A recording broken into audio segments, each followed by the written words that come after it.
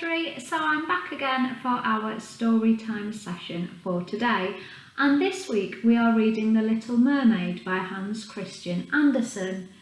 Yesterday we found out about the Little Mermaid and her sisters and their life under the sea, and we got to the point in the story where the eldest sister turned 15 and she'd just gone for her first visit above the waves of the ocean, and all of her sisters were asking her questions about the things she'd seen.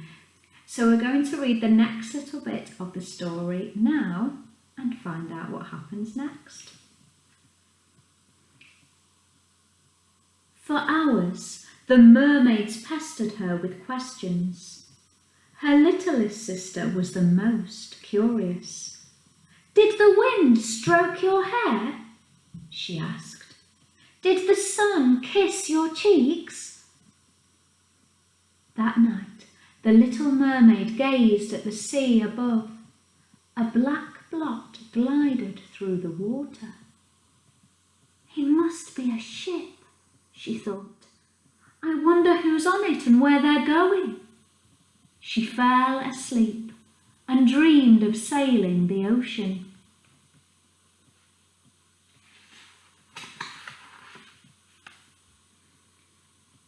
One by one, the sisters reached 15 and were allowed to swim above the waves.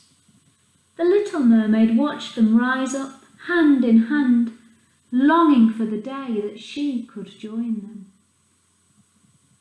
As time dragged on, the little mermaid spent hours with her statue. "I can't wait to see what dry land looks like," she told him. Finally, the year, then the month, and then the day of her 15th birthday arrived. As soon as the celebrations were over, she set off for the surface. We'll make a prediction here. What do you think she's going to find when she goes above the waves?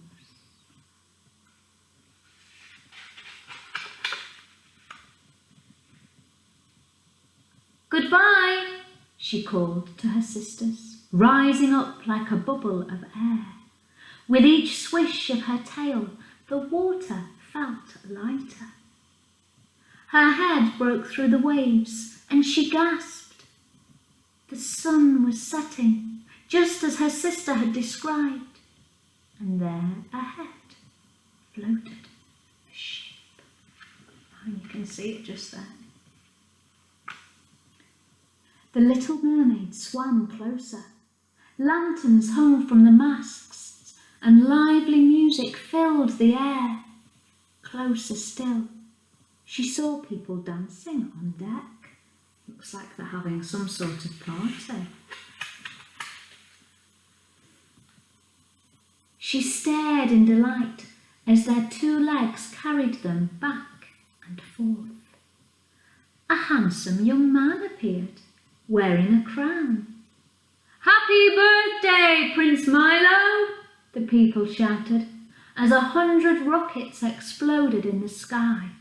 Wow, what an amazing birthday party, being on a ship surrounded by rockets and fireworks. I'd love to do that.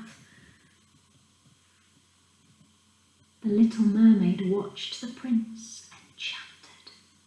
It was as if her statue had come to life. But suddenly, the weather turned stormy and everyone ran below deck. Waves rose up like mountains around the creaking ship, and a streak of lightning split the dark clouds. My goodness, there's a storm, and at that dramatic moment we are going to leave our story there for today. Oh my goodness, I think we can make some predictions. What's going to happen now? There's a storm at sea.